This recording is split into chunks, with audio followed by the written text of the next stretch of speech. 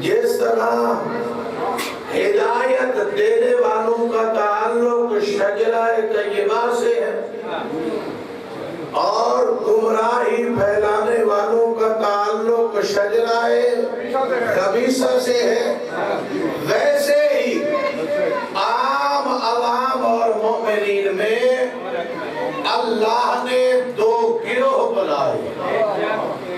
ایک گروہ وہ ہے جنہیں رضوان جنت زبردستی جنت لے جائے، اور ایک گروہ وہ ہے جسے گھسیٹ کے جہنم میں ڈالا جائے۔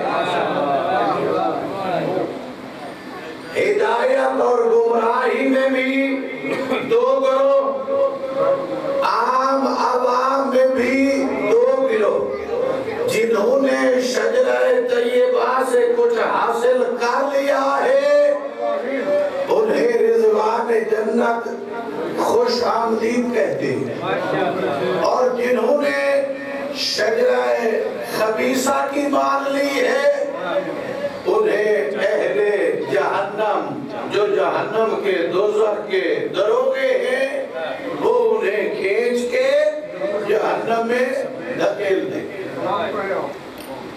اب اہل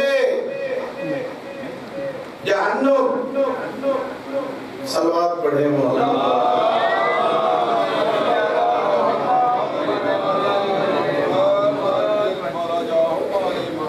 سپیکر کا کوئی بندہ اگر ماسٹر ہو تو دیکھ لے، کل بھی اس نے ڈھیر سارا کیا ہے۔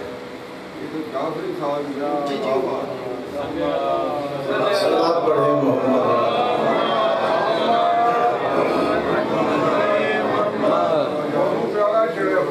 جو اہل جہنم ہیں ان سے جہنم کے دروغے سوال کرتے، علم یاتی کا رسول منکم، کیا اللہ کی طرف سے تمہارے پاس رسول نہیں آئے؟ کیا اللہ کی طرف سے تمہارے پاس رسول نہیں آئے؟ یعنی یہ پہلی حجت ہے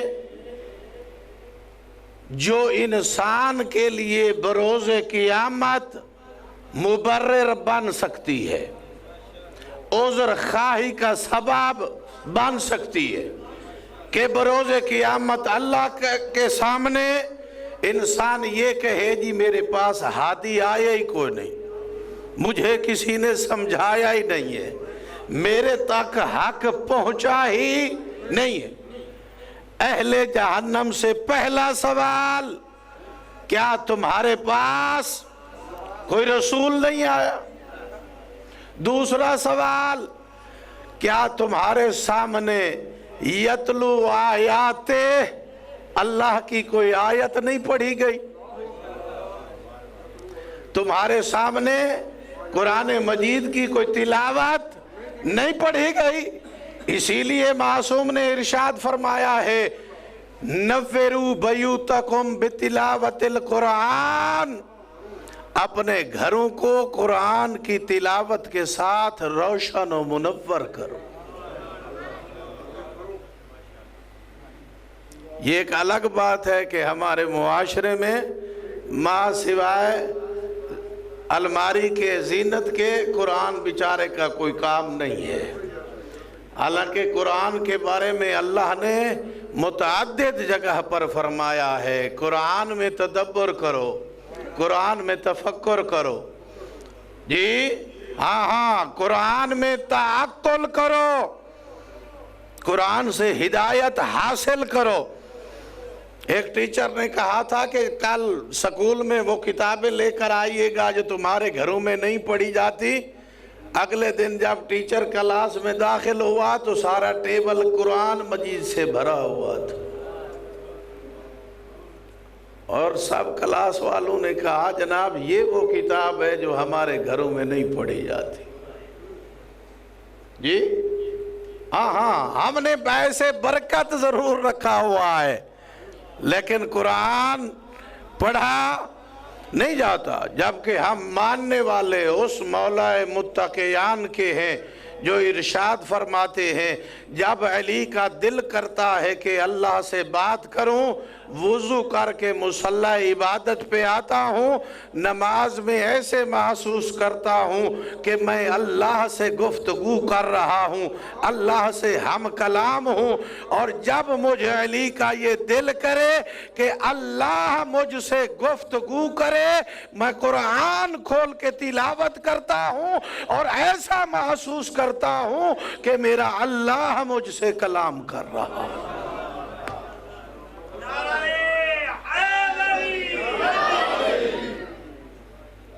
توجہ فرمائیے، قرآن کی آیات بولتی ہیں اگر کوئی سننے کی طاقت رکھتا ہو تو قرآن بولتا ہے، اور اس کا بولنا بھی ایسے محسوس ہوتا ہے جیسے بندہ اللہ سے ہم کلام ہو۔ جی ہاں، دوسری حجت، کیا تمہارے سامنے قرآن کی تلاوت نہیں کی گئی؟ تم پھر بھی گمراہ ہو گئے، قرآن بھی پڑھا گیا ہے تمہارے سامنے، پھر بھی گمراہ ہو گئے۔ اور تیسری حجت، توجہ جعفری صاحب قبلہ، آج کے اس مجلس کا عظیم ترین نکتہ آپ کی سماعتوں کی نظر کرنے جا رہا ہوں۔ تیسرا، جہنم کے دروغے اہل جہنم سے پوچھیں گے کیا تجھے حق نہیں دکھایا گیا تھا؟ نہیں پہنچے آپ، میرے ساتھ سفر ہی نہیں کر رہے جی۔ کیا تمہیں حق نہیں دکھایا گیا تھا؟ کون سا حق ہے؟ تفاسیر اٹھا کر دیکھ، نبیوں کا سردار ارشاد فرما رہا ہے، ہاں الحق ما علی و علی ما الحق، حق علی کے ساتھ ہے اور علی حق کے ساتھ ہے۔ اور یوم غدیر میں پیغمبر نے اسی حق کا ہاتھ بلند کر کے ارشاد فرمایا تھا، من کنت مولا ہو فہذا علی مولا۔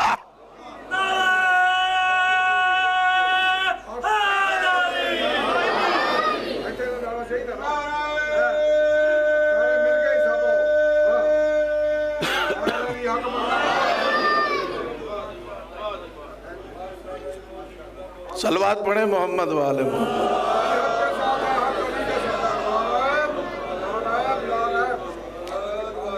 جی اہل جہنم سے 3 سوال، کیا تمہارے پاس رسول نہیں آیا تھا؟ کیا تمہیں آیات پڑھ کے نہیں سنائی گئی تھی؟ کیا تمہیں حق نہیں دکھایا گیا تھا؟ اس لیے پیغمبر نے فقط بتایا نہیں، دکھایا بھی ہے، اور چھوٹے سے مجمع میں بھی نہیں، 1.25 لاکھ سے لے کر 1,40,000 تک تعداد موجود ہے، سب کو دکھایا ہے۔ اچھا، بتایا بھی ہے، دکھایا بھی ہے، پھر جو تنبیہ کی ہے اس میں پیغمبر نے کمال کر دکھایا ہے۔ ہاں علی حق کے ساتھ ہے، حق علی کے ساتھ ہے۔ اہل دنیا، میں تم سے زیادہ تمہاری جان پر، تمہارے مال پر، تمہاری اولاد پر حق اولویت رکھتا ہوں، حق مولویت رکھتا ہوں، سب کچھ اللہ کی طرف سے تمہارے پاس پہنچا دیا ہے۔ جس کا میں مولا ہوں اس کا علی مولا ہے۔ یہاں پہ پیغمبر یہ نہیں کہہ رہے کہ تمہارا مولا میں ہوں، علی بھی تمہارا مولا ہے۔ پیغمبر فرما رہے ہیں اگر میں آدم کا مولا ہوں تو علی بھی آدم کا مولا۔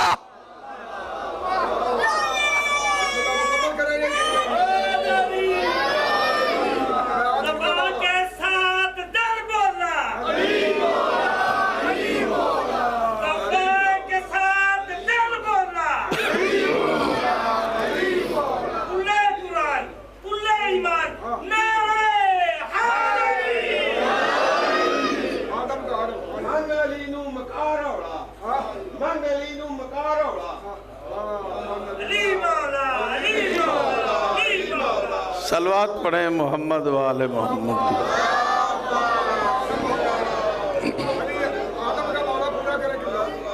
तवज्जो फरमाई आपने? हाँ हाँ, ये नहीं फरमा रहे कि मैं तुम्हारा मौला हूँ, फरमाया मान कौन तो मौला, आज से भी नहीं, जब से मैं मौला हूँ। अली उस वक्त से मौला है। ये लफ्ज कुन तो तारीख इस्लाम में 3 दफा इस्तेमाल हुआ है। एक दफा तौहीद के लिए इस्तेमाल हुआ है, एक दफा नबुव्वत के लिए इस्तेमाल हुआ है, एक दफा विलायत के लिए इस्तेमाल हुआ है। सबसे पहले अल्लाह ने अपनी ज़ाते अहदियत के लिए इस लफ्ज को इस्तेमाल फरमाया है और इरशाद फरमाया हदीस कुदसी में, कुन तो कांज़न मखफिया, मैं छुपा हुआ खजाना था। फ़अहबब्तु आना ओरेफा, मैंने चाहा कि पहचाना चाहूं। कौन तो इसमें अल्लाह ने अपनी इब्तिदा बयान नहीं फरमाई, क्योंकि उसकी कोई इब्तिदा है नहीं। कौन तो कांज़न मखफिया, मैं छुपा हुआ खजाना था, मैंने चाहा कि पहचाना जाऊं। फ़ख़लक़तु का या मोहम्मद, अपनी मार्फत के लिए तुझे जरिया बना के दुनिया में भेज रहा हूं। क्यों? जैसे तू मुझे जानता है ऐसे कोई नहीं जानता, जैसे तू मेरा तारुफ करा सकता है ऐसे कोई नहीं करा सकता।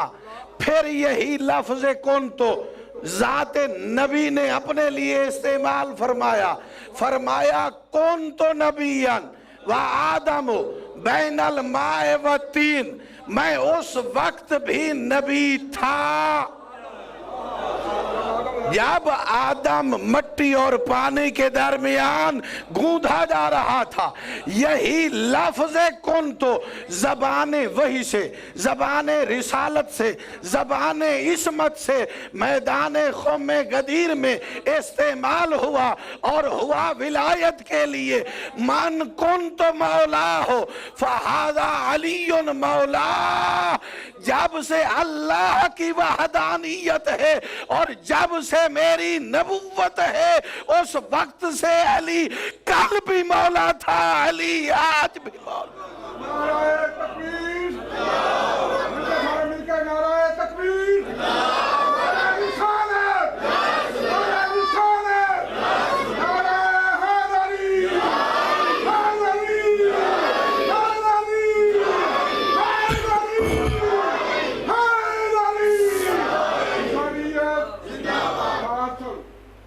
हुसैनियत जिंदाबाद। ये अगर ज़ात ना होती तो किसी शायर ना होता, पूछ लो मौलवी साहब को, तस्दीक कराओ इस गल की।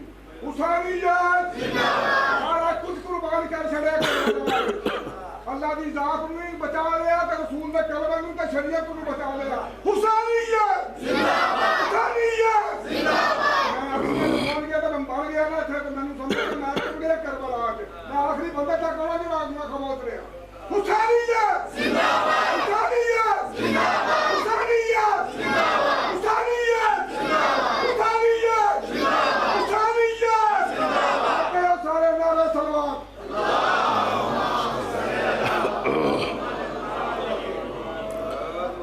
तवज्जो है जनाब? हाँ हाँ, तारुफ करा के पैगंबर खामोश नहीं रहे, तारुफ करा के पैगंबर खामोश नहीं रहे। क़यामत तक ये पैगाम दिया है, अल्लाहुम्मा अदरिल हक्का है सुमा दारा अली।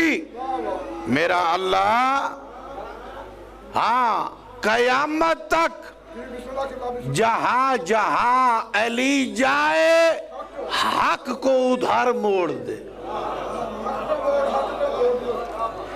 ये नहीं इरशाद फरमाया कि सारी जिंदगी अली को हक के पीछे चलने की तौफीक दे ना, کہا جہاں علی ہو حق کو ادھر موڑ دے، جہاں علی ہو وہیں حق ہے۔ اسی لیے ارشاد فرمایا میرے بعد پوری دنیا ایک طرف جا رہی ہو اور علی ایک طرف جا رہا ہو، دنیا چھوڑ کے ادھر جانا جدھر علی جا رہا۔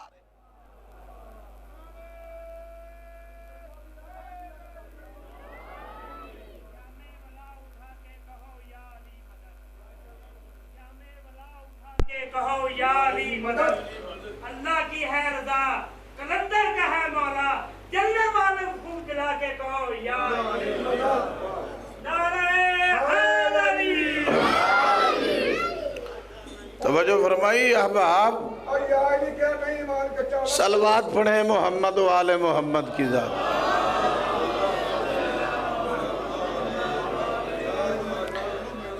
محبت علی بھی، توجہ میری طرف، محبت علی بھی جلاتی ہے اور بغض علی بھی جلاتا ہے۔ ان دونوں کے جلانے میں فرق بڑا ہے۔ محبت علی کس شے کو جلاتی ہے؟ پیغمبر ارشاد فرماتے ہیں حب علی تاکل الذنوب کما تاکل النار الحطب، میرے بھائی علی کی محبت گناہوں کو ایسے جلا دیتی ہے جیسے آگ لکڑیوں کو جلا دیتی ہے۔ جیسے آگ لکڑیوں کو کھا جاتی ہے۔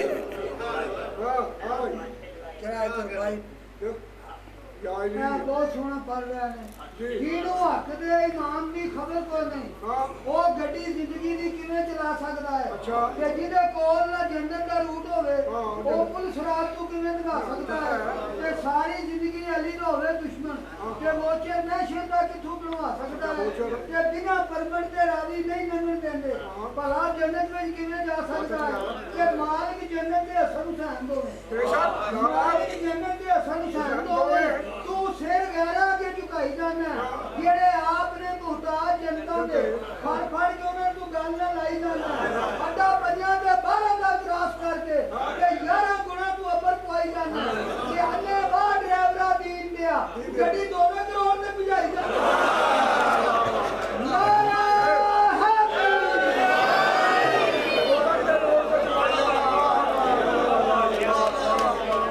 صلوات پڑھیں محمد و آل محمد کی ذات۔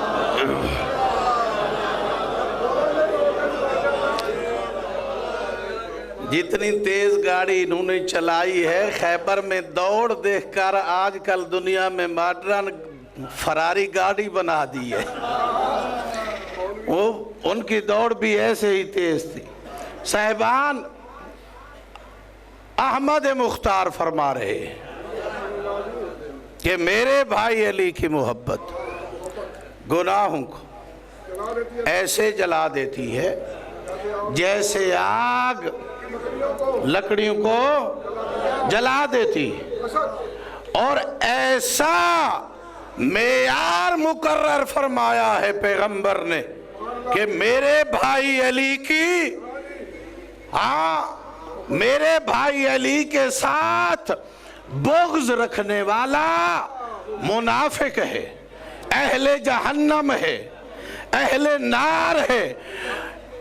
اس دنیا میں ظاہری طور پر ولو جیسا ہو، مگر جب بھی محبت علی کا نام آئے گا اس کے چہرے کی رنگت جل جائے گی۔ جی ہاں، علی کا نام سن کے بہت کم بندے ہوتے ہیں جن کا ہاضمہ ہوتا ہے، جو برداشت کر جاتے ہیں، وگرنہ جن کو تکلیف ہوتی ہے وہ آج بھی خلفاء کو شمار کرتے ہوئے بھی علی کا نام لیتے ہوئے ان کی زبان جلتی ہے۔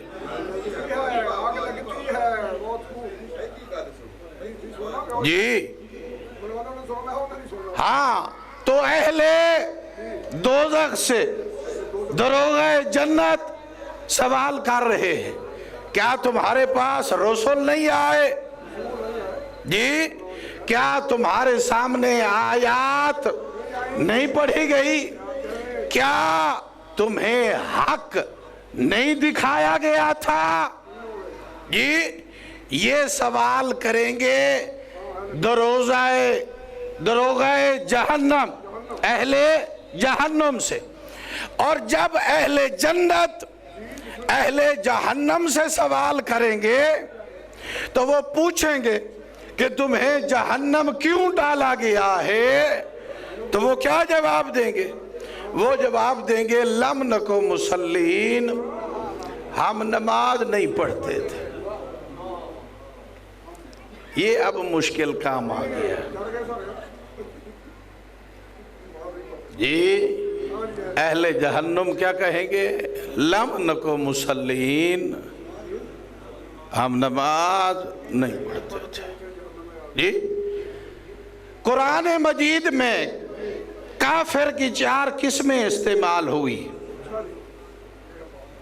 قرآن مجید میں کافر کی 4 قسمیں استعمال ہوئی ہیں. پہلا کافر اللہ کی وحدانیت کا، جسے مشرک کہا گیا ہے. اللہ کہتا ہے جو میرا انکاری ہے وہ مشرک ہے. اور قرآن میں واضح طور پر حکم دیا ہے انما المشرکون نجس، مشرک نجس. اسی کے بالمقابل اللہ نے ارشاد فرمایا ہے اقیموا الصلاۃ ولا تکونوا من المشرکین، نماز قائم کرو وگرنہ مشرک ہو جاؤ گے. تلوات پڑھیں محمد وآل محمد.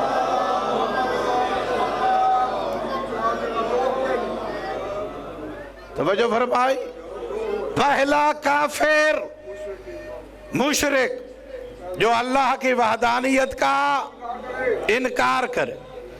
دوسرا کافر احمد مختار کو نہ ماننے والا کافر، محمد رسول اللہ کا کلمہ نہ پڑھنے والا کافر.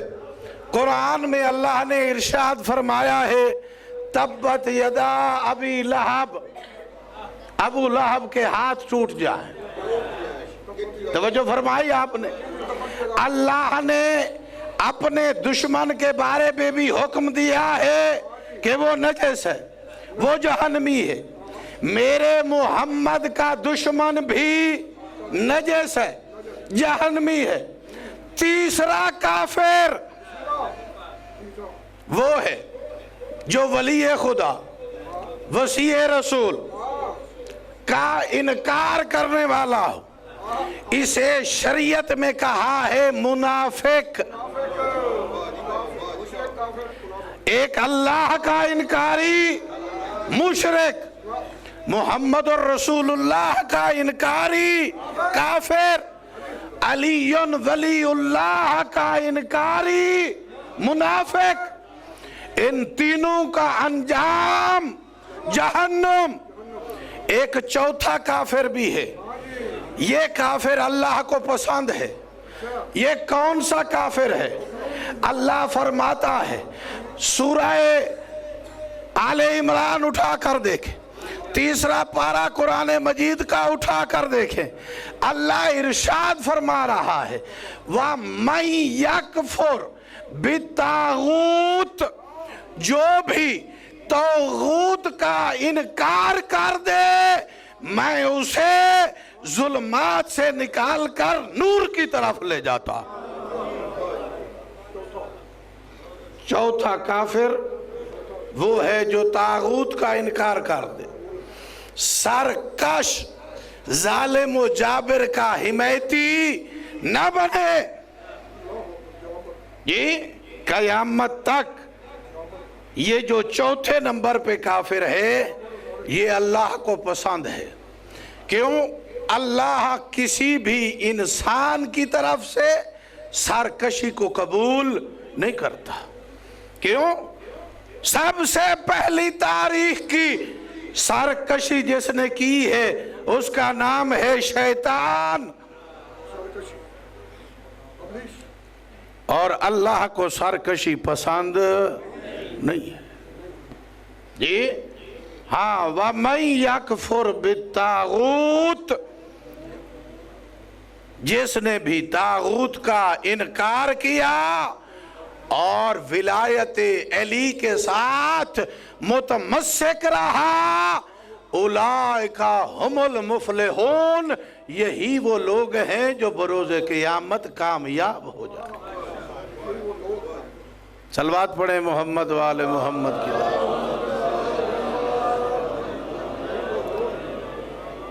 چمن چمن گلی گلی، نگر نگر گلی گلی، نعرہ حیدری۔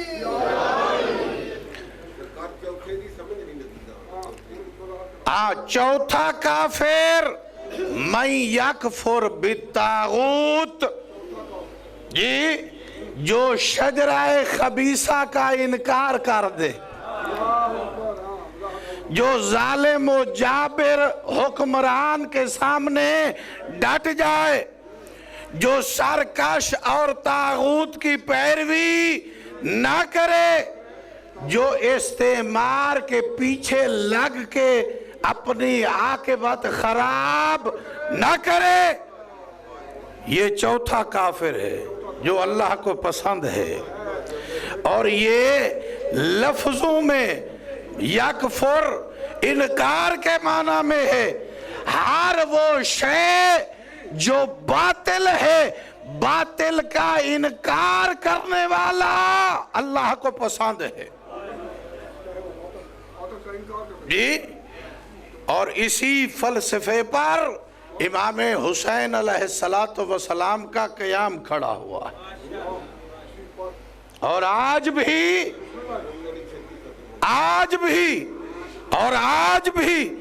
عالم اسلام عالم کفر کے مقابلے میں، استعمار اور طاغوت کے مقابلے میں ڈٹ کے ایسا کھڑا ہوا ہے کہ ہماری جان چلی جائے گی مگر استعمار کو قبول نہیں کیا جائے گا، مگر طاغوت اور سرکش کی پیروی نہیں کی جائے گی۔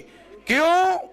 اس لیے کہ اللہ نے جو مومن ہے اسے یہ ہدایت اور بصیرت عطا فرمائی ہے کہ وہ حسین ابن علی کی پیروی کرتے ہوئے یہ جملہ عالم اسلام کی تاریخ میں پڑھتے ہوئے دیکھتے ہیں کہ وہ جو شہید اعظم ہے، جو مظلوم کربلا ہے، وہ جب مروان بن حکم سے آمنا سامنا ہوتا ہے تو دیکھ کر ارشاد فرماتے ہیں الاسلام سلام لو بولیت الرائی مثل یزید، میں اس اسلام کو نہیں مانتا جس کا حکمران یزید جیسا۔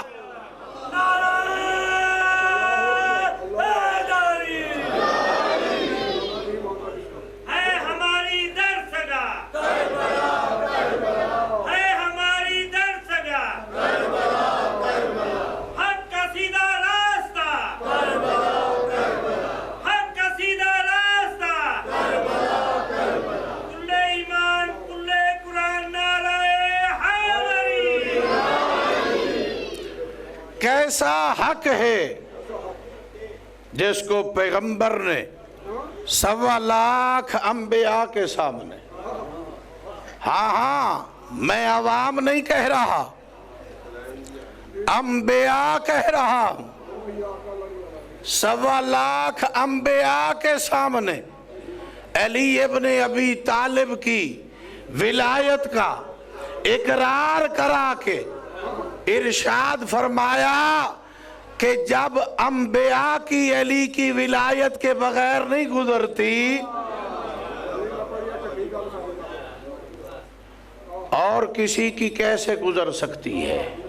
جی اللہ رب العالمین ہے اور میں رحمت للعالمین ہوں، اور علی امام المبین ہے جی ہاں، جہاں جہاں تک اللہ کی ربوبیت ہے وہاں وہاں تک محمد کی رحمت ہے، اور جہاں جہاں تک محمد کی رحمت ہے وہاں وہاں تک علی کی ولایت ہے۔ جو ادھر دنیا میں پریشان ہوتے ہیں یہ جب جنت میں جائیں گے تو وہاں پہ اللہ کی ربوبیت، محمد کی رحمت اور علی کی ولایت کے بغیر نہیں رہا جا سکتا جی ہاں ہاں۔ جس جنت کا پہلا اصول یہ ہے کہ دروازے پہ دستک دی جائے تو یا علی کی آواز آتی ہے، اس جنت میں دشمن علی کہاں جائے گا؟ وہ کیسے اجازت دے گی کہ میرے پاس دشمن علی آئے؟ دشمن علی کے مقدر میں دنیا میں بھی جلنا، آخرت میں بھی جلنا۔ جی جی، آج اگر کوئی میڈیا پہ بیٹھ کر، ٹی وی پہ بیٹھ کر مختلف انداز میں علی کی عظمت کو گھٹانا چاہتا ہے، میں اسے مشورہ دیتا ہوں کہ جا عالم اسلام کی کتابیں اٹھا کر پڑھ، تجھے نظر آئے گا کہ بڑے بڑے علی سے بغض رکھنے والے اپنے بچوں کو کاغذ اور قلم دے کر بھیجتے رہے ہیں کہ جاؤ لکھوا کے لے آؤ، ہم ان کے غلام ہیں۔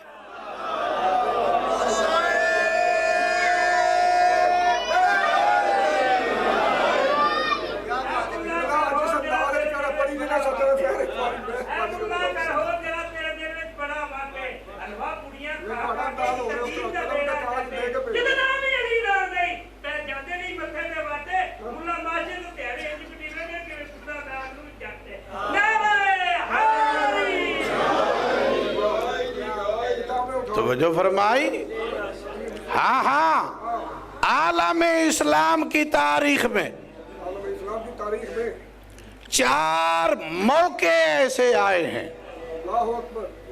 جہاں پہ 1 2 3 فرد نہیں، پورے کے پورے اصحاب پیغمبر ساری رات تیاری کرتے رہے، جاگتے رہے ہیں کہ کاش یہ منصب ہمیں مل جائے،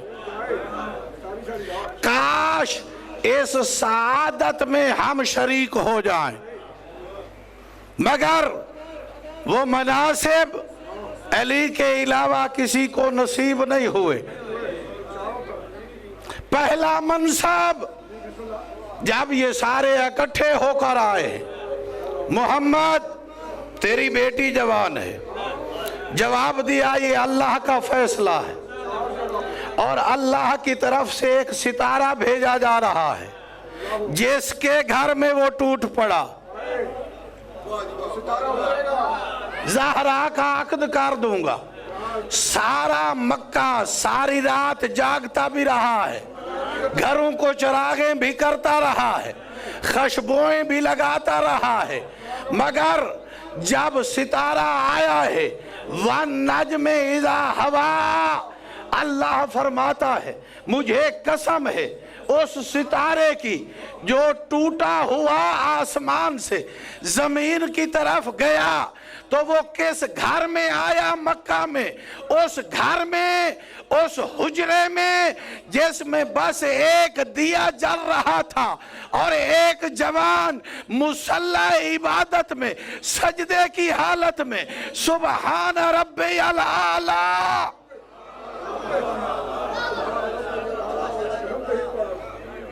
جی اللہ نے وہاں پہ بتایا کہ اگر ہمارے معیار پہ کوئی اترتا ہے تو وہ بس علی ہے، اور اسی لیے ارشاد فرمایا لولا علیون لما کفعون، اگر علی نہ ہوتے تو زہرا کا اس دنیا میں کوفی کوئی نہ ہوتا۔ علی ہی واحد و تنہا کو فضا رہا ہے. یہ پہلا موقع. 1 2 3 نہیں، ڈھیر سارے اصحاب ساری رات عبادت کرتے رہے، خوشبوئیں لگاتے رہے، گھر چراغاں کرتے جا رہے، مگر مقدر علی ابن ابی طالب، چناؤ علی ابن ابی طالب. دوسرا موقع جب سارے اصحاب تڑپتے رہے کہ کاش یہ سعادت ہمیں مل جاتی. وہ کون سا موقع ہے؟ وہ موقع ہے مباہلہ کا. جب سارا مدینہ تیار تھا کہ صبح ہم بھی جائیں گے، نکلے سارے ہیں. مدینے کے باہر جب آ کے پیغمبر نے ایک شرط لگائی تو سارے گھروں کو واپس کہا میرے ساتھ بس وہ آئے جس نے زندگی میں کبھی جھوٹ نہ بولا.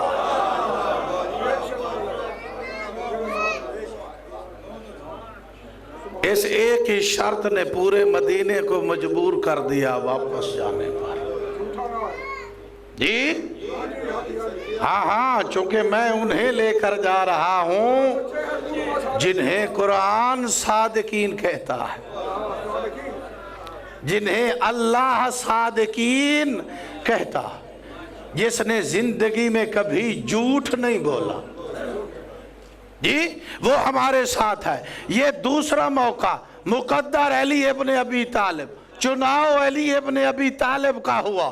تیسرا موقع جہاں پہ سارے اصحاب چاہتے تھے کہ کاش صبح ہو، یہ شے میرے مقدر میں آ جائے، یہ میرے نصیب میں آ جائے، یہ منصب مجھے مل جائے، کہ جب 39 دن جنگ ہوتی رہی، 40ویں رات پیغمبر نے یہ حکم دیا لا اؤتین غدان، میں کل علم اسے دوں گا جو مرد ہوگا.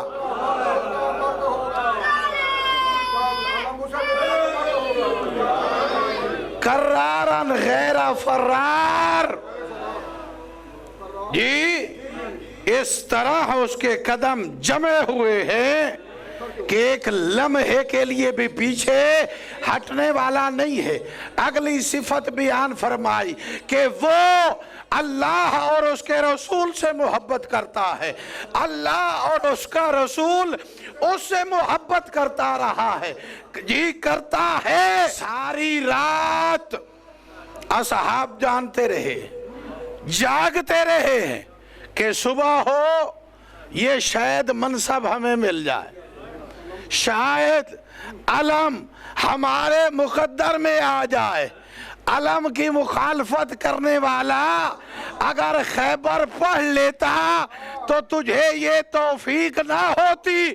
ہاں جس علم کی مخالفت کر رہا ہے اسے سارے کے سارے تھامنے کے لیے تڑپتے رہے. اور ارشاد فرمایا ہے کہ جو علم علی ابن ابی طالب کے ہاتھ میں آج دنیا میں دے رہا ہوں، فتح کرنے کے بعد یہی لواء الحمد اٹھانے والا بھی علی ابن ابی طالب.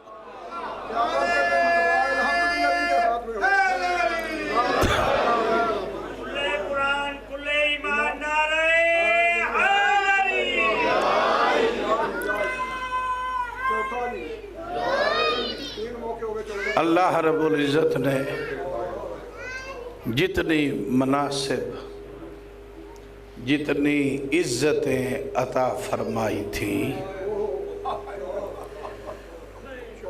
اتنا ہی درد دیے اس امت نے. انہوں نے ایک ایک منصب کا ایسا ایسا بدلہ لیا کہ زہرا کی اولاد کی قبریں قبروں کے ساتھ نہیں آئیں. جی کوئی قوم ہے، کوئی مشہد ہے، کوئی نجف ہے، کوئی بغداد ہے، کوئی قازمین ہے، کوئی سامرا ہے. जिंदा दीवारों में चुन दिए गए अहले बैत मोहम्मद। जी अजरुकुम अल्लाह आज़ादारो। मजलूम करबला अपने नाना की जरी पे बैठ के बड़े सुकून के साथ इबादत इलाही अंजाम दे रहे थे, कुरान की तिलावत फरमा रहे थे कि अचानक कुरान हम कलाम हुआ हुसैन मजलूम करबला से। हुसैन तेरे नाना की उम्मत मेरी ज़बरों को छीनना चाहती है। कहा कुरान फ़िक्र न कर, तेरी ज़बरों को बचाने के लिए अब्बास जैसे ज़बरदस्त बाजू दे दूँगा।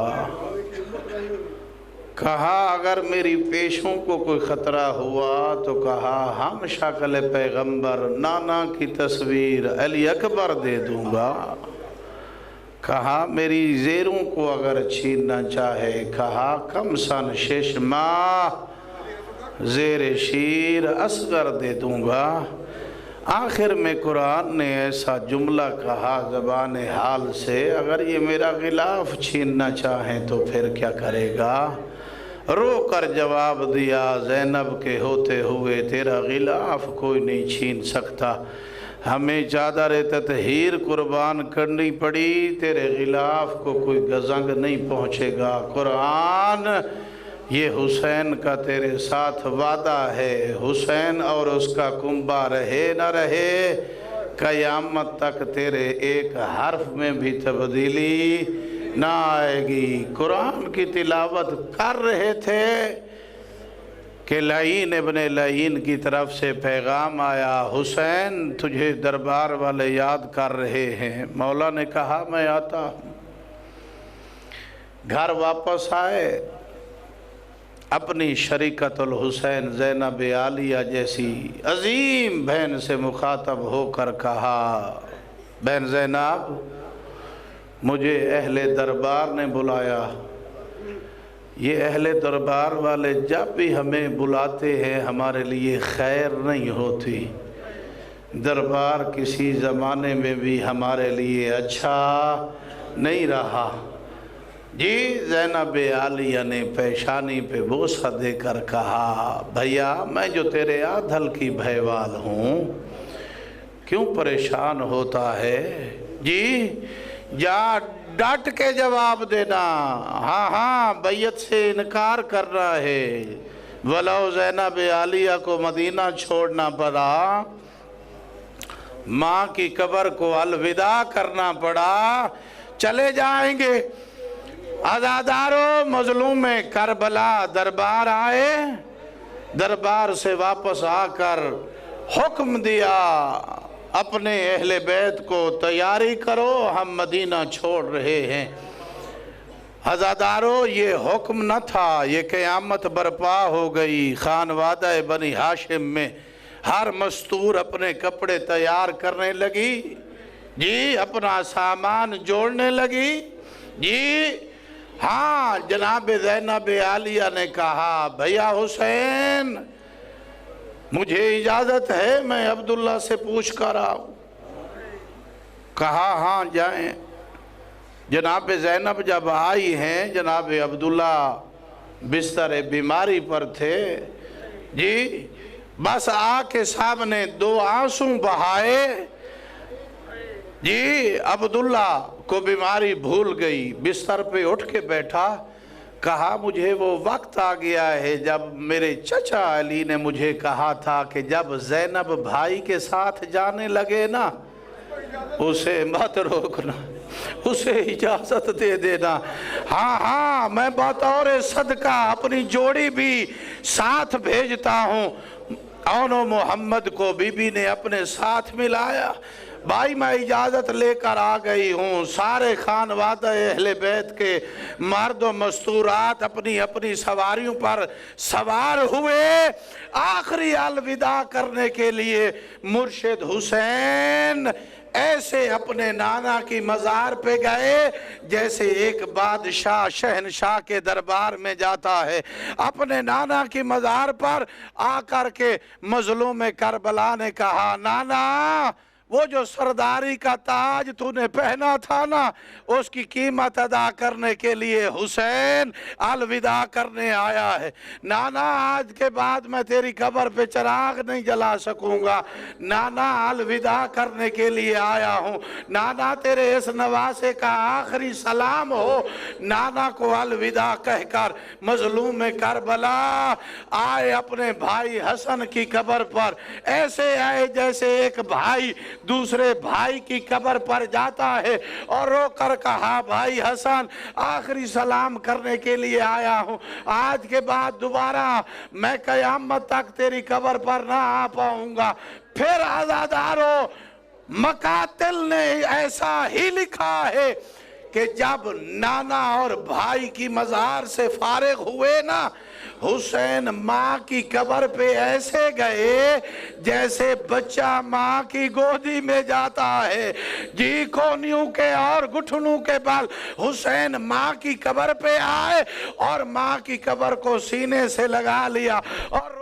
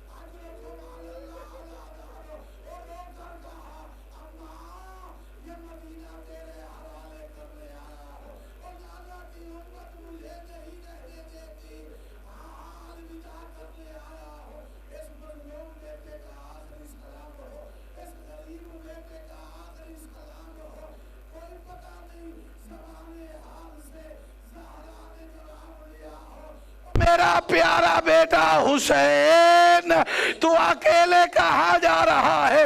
میں یہاں مدینہ میں کیسے اکیلے رہوں گی؟ اور میں زہرا بھی دکھیاری تیرے ساتھ ساتھ، اور کربلا کوفہ و شام، ارے ہر مقام پہ اور تیرے ساتھ ساتھ ظلم کی گواہ رہوں گی اور تیری مظلومیت کی گواہ تیری ماں زہرا بارگاہ الہی میں بنے گی۔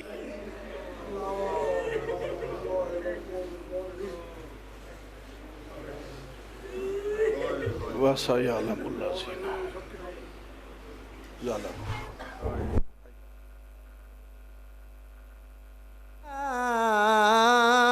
السلام علیکہ یا ابا عبداللہ حسین علیہ السلام، السلام علیکہ یا ابن رسول اللہ الثقلین، السلام علیکہ یا ابن امیر المومنین و ابن سید الوصیین، السلام علیکہ یا ابن فاطمہ الزہراء سیدۃ النساء العالمین، السلام علیکم ورحمۃ اللہ وبرکاتہ۔ السلام علیکہ یا غریب الغرباء، السلام علیکہ یا معین الضعفاء والفقراء، السلام علیکہ یا مغیث الشیعۃ والزوار فی یوم الجزاء، السلام علیکہ یا انیس النفوس، السلام علیکہ یا ایھا المدفون بارض طوس، السلام علیکہ یا علی ابن موسیٰ الرضا الراضی بالقدر والقضاء، السلام علیکم ورحمۃ اللہ وبرکاتہ۔ السلام علیکہ یا مولانا یا صاحب العصر والزمان، اللمان اللمان اللمان، السلام علیکہ یا خلیفۃ الرحمن، السلام علیکہ یا امام الانس والجان، السلام علیکہ یا مظہر الایمان، السلام علیکہ یا کامل الکفر والطغیان، السلام علیکہ یا دافع الظلم والعدوان، السلام علیکہ یا بقیت اللہ العالم، عجل اللہ تعالی فرجک وسال اللہ تعالی مخرجک وظہورک، السلام علیکم ورحمۃ اللہ وبرکاتہ۔ اللہم کل عليك الحجة ابن الحسن صلواتك عليه وعلى آبائه في هذه الساعة وفي كل ساعة وليا وحافظا وقائدا وناصرا ودليلا وعينا حتى تسكنه أرضك طوعا وتمتعه فيها طويلا اللهم صل على محمد وآل محمد وعجل فرجهم